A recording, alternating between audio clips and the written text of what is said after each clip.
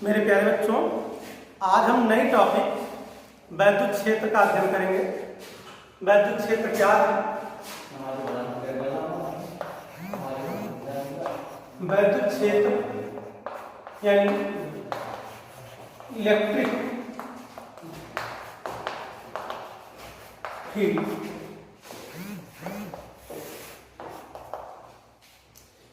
किसी आवेश के पड़ते वह क्षेत्र जिसमें उसके वैद्युत प्रभाव का अनुभव किया जाता है वैद्युत क्षेत्र कहलाता है। जैसे आप डिफिनेशन लिख लेना, हम केवल समझा दे रहे हैं। यह मान लीजिए कोई चार्ज है +3 कूलम, इसका वैद्युत क्षेत्र हो सकता है यहाँ तक।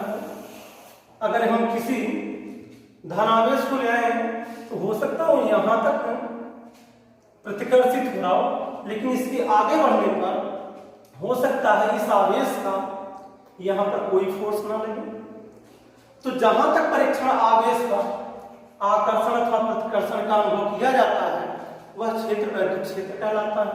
जैसे मान लीजिए -2 कूलम है चार्ज और इसके कारण वैद्युत क्षेत्र यहाँ तक हो सकता है। जो धन परीक्षण आवेश हम ले जैसे +Q0 वह यहाँ तक आकर्षित हो, क्योंकि माइनस और प्लस एक दूसरे को क्या करते हैं, अट्रैक्ट करते हैं। इसके आगे जाने पर यह -2 कूलम जो आवेश है उसका कोई प्रभाव ना उस परीक्षण आवेश पर हो।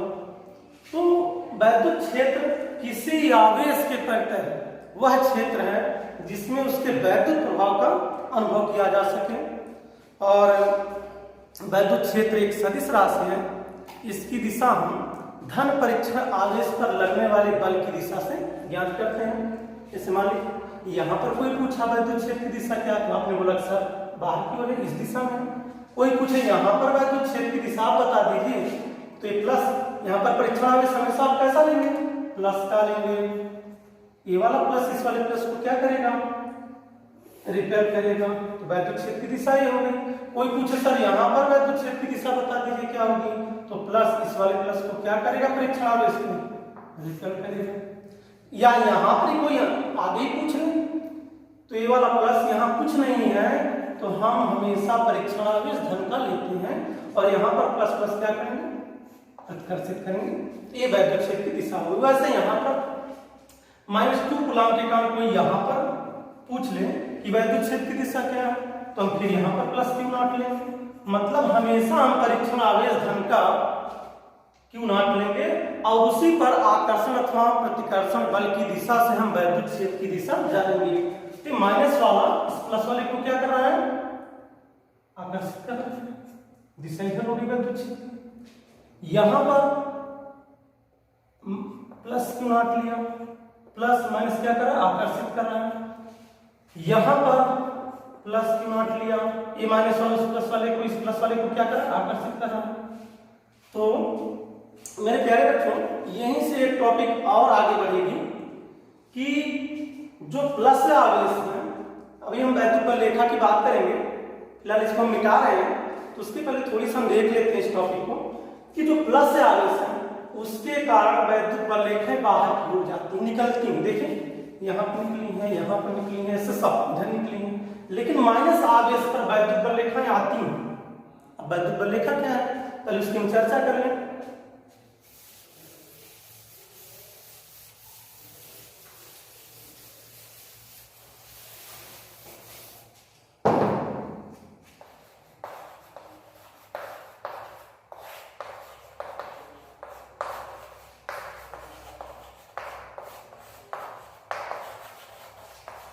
इलेक्ट्रिक फोर्स लाइन वैद्युत बलरेखा।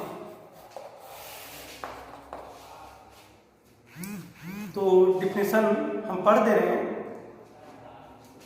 आप लोग जो नोट कर लेना। किसी आवेश के वैद्युत बलरेखा किसी आवेश के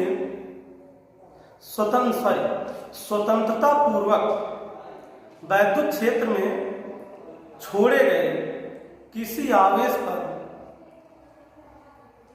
किसी आवेश के मार्ग की दिशा उस आवेश की वैद्युत बल रेखा कहलाती है। जैसे यहां पर +3 कूलॉम का चार्ज है और हमने स्वतंत्रता पूर्वक परीक्षण आवेश एक रख दिया यहाँ पर, जैसे +Q0, तो इसकी दिशा क्या होगी? प्लस प्लस एक दूसरे को क्या करेंगे? रिपेल करेंगे। यहां पर रख दिया तो प्लस प्लस क्या करेंगे? रिपेल करेंगे। यहां पर रख दिया तो रिपेल कर रहे हैं। तो वैद्युत बल रेखा क्या है कि वैद्युत क्षेत्र में किसी परीक्षण आवेश को स्वतंत्रता पूर्वक छोड़ने पर जो उसके मार्ग की दिशा बने वही वैद्युत बल रेखा होती है। यदि एकल आवेश है, जैसे प्लस एकल आवेश है, तो वैद्युत बल रेखाएं एकल आवेश से निकलती हैं। जैसे धनावेश है तो धनावेश से निकलती हैं, यहां देखिए ऐसे, और अनंत पर जाकर समाप्त होती हैं। कहां पर? अनंत पर।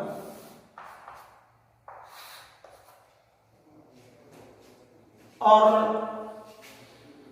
यदि ऋणावेश है तो वैद्युत बल रेखाएं अनंत से ऋणावेश पर आती हैं।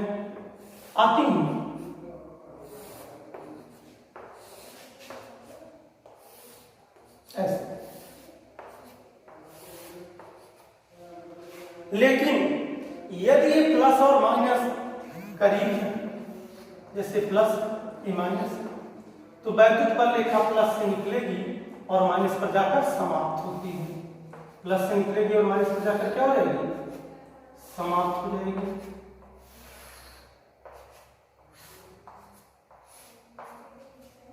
लेकिन ऐसा कब होगा?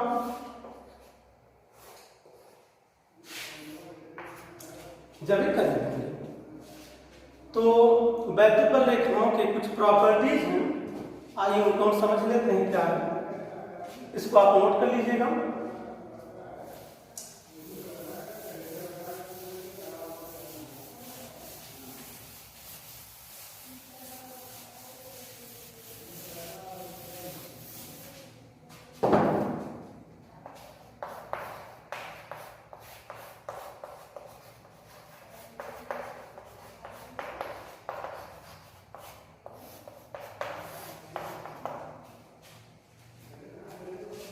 वैद्युत बल रेखा की पहली प्रॉपर्टी है कि वैद्युत बल रेखा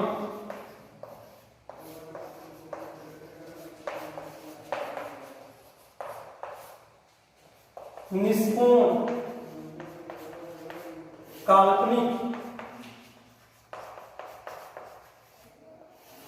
वक्र या सीधी रेखा भी हो सकती है, बट यहां वक्र रेखाएं लिख रहे हैं।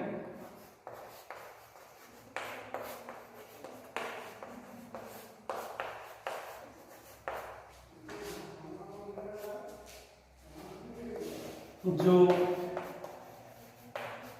धन आवेश से निकलती हैं और ऋण आवेश पर क्या होती है? समाप्त होती है।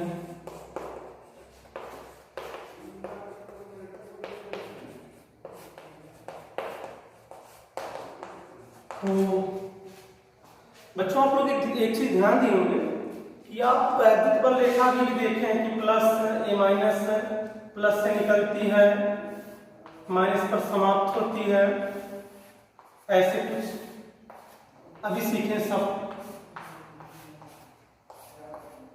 एक चीज हम आपको बताना चाहते हैं कि आप चुंबक पढ़ेंगे क्लास 10 में, north pole south pole, north से बल रेखा निकलती थी साउथ पर जाती थी, नॉर्थ से निकलती थी साउथ पर जाती थी।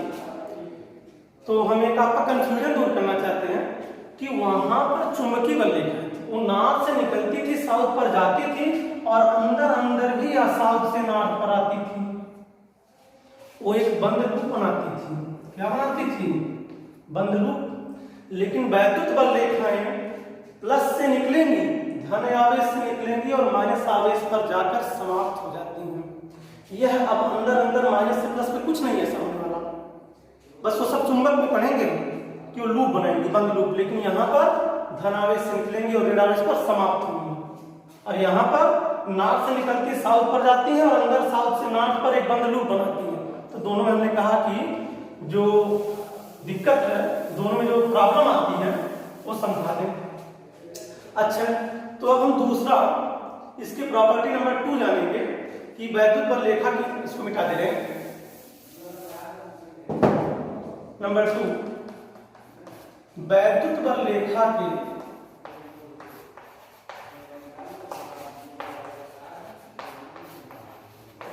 किसी भी बिंदु पर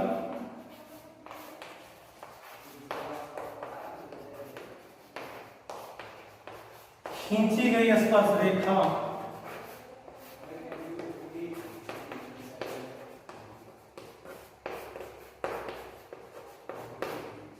उस बिंदु पर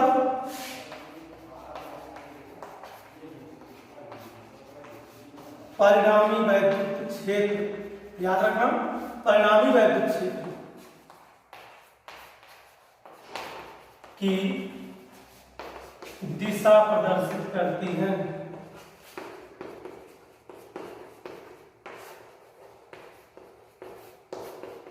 यानी जैसे मान लीजिए वैद्युत बल रेखा ये है और इस पॉइंट पर हम टेंजेंट खींचें तो ये क्या हमें प्रदर्शित करेगा?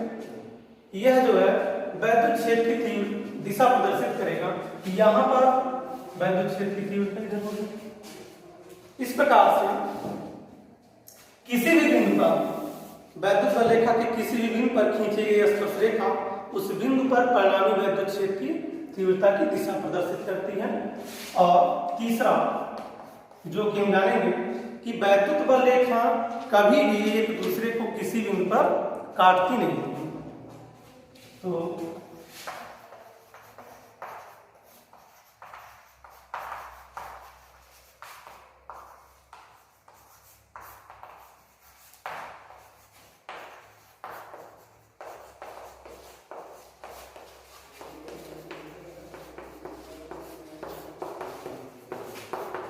क्यों? क्योंकि मान लीजिए ये दो वैद्युत बल रेखाएं और एक दूसरे को काटती, तो जो कटान बिंदु है, मान लीजिए एक वैद्युत बल रेखा है, एक वैद्युत बल रेखा है, कटान बिंदु पर दो टेंजेंट, दो स्पर्श रेखाएं खींची जा सकती हैं।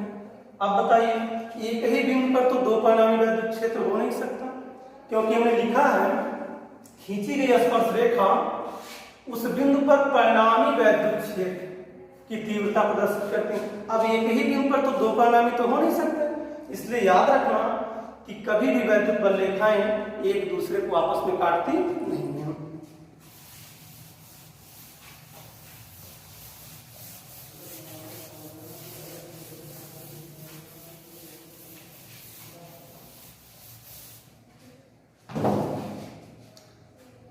आगे पढ़ेंगे वैद्युत क्षेत्र की तीव्रता।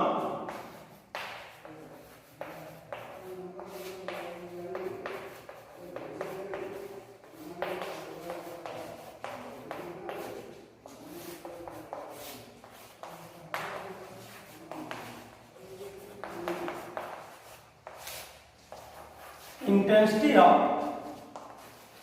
Electric field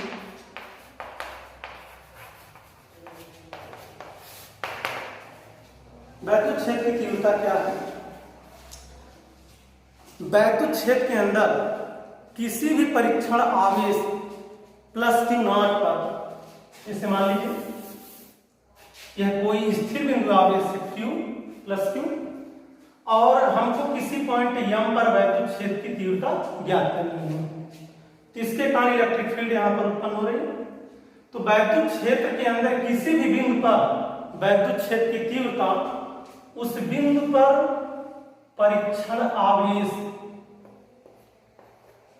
plus Q not पर लगने वाले बल F एवं परीक्षण आवेश प्लस Q नॉट की निष्पत्ति यानी अनुपात को उस बिंदु पर वैद्युत क्षेत्र की तीव्रता कहते हैं।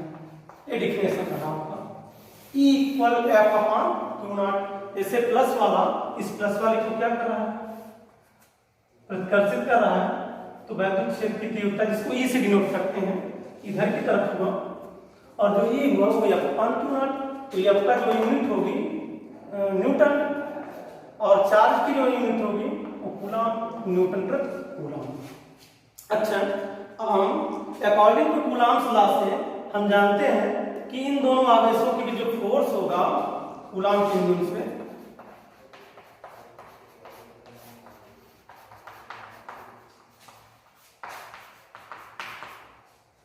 फोर्स 1/4πε0